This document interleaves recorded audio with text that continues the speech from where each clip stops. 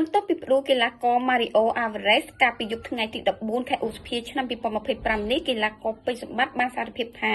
ខ្លួនបានត្រូវប៉ុន្មានដៃរបស់កីឡាករ Mario Alvarez ហ្នឹងគឺធ្វើឲ្យទាញតែម្ដងប៉ុន្តែអាចទប់ស្មារតីបាន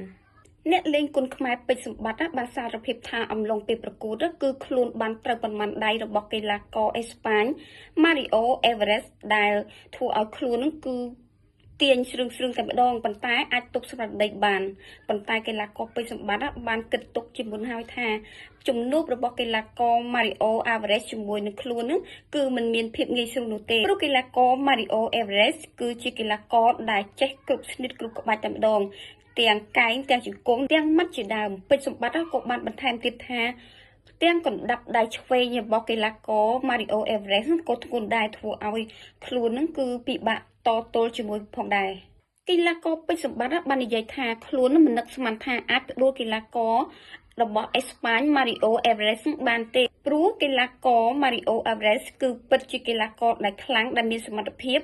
ទាំងល្អទាំងព្រមតែម្ដងធ្វើឲ្យរូគេគិតថាពិបាកនឹងផ្ដួលប៉ុន្តែពេលនេះគឺគាត់អាចផ្ដួលបាន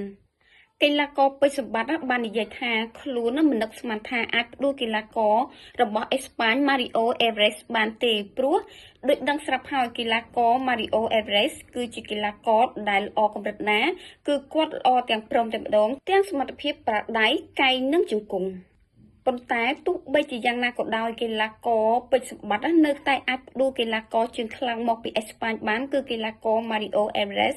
ឲ្យសន្លប់ក្នុងទឹកទី2ក្នុងជំនួបដណ្ដើមខ្សែក្រវ៉ាត់របស់សៃវៀនបាយ័នចាអញ្ចឹងបានន័យថាទោះកីឡាករអេស្ប៉ាញខ្លាំងប៉ុណ្ណាក៏ដោយប៉ុន្តែកីឡាករពេជ្រសម្បត្តិនៅតែអាចផ្ដួលកីឡាករអេស្ប៉ាញឲ្យសន្លប់ក្នុងទឹកទី2ពិតជាអស្ចារ្យមែនទែនហើយ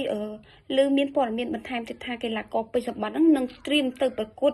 នៅក្រៅប្រទេសទៀតអញ្ចឹងខ្ញុំនឹងចេញវីដេអូនេះនៅវីដេអូក្រោយបងប្អូនកុំភ្លេចជួយ like ជួយ share និងជួយ subscribe channel YouTube និង follow account TikTok របស់ខ្ញុំមួយផងចាអរគុណច្រើនជម្រាបលាបាយបាយហើយបើសិនជាបងប្អូនមានអី comment អាច comment ក្នុងវីដេអូនេះបាន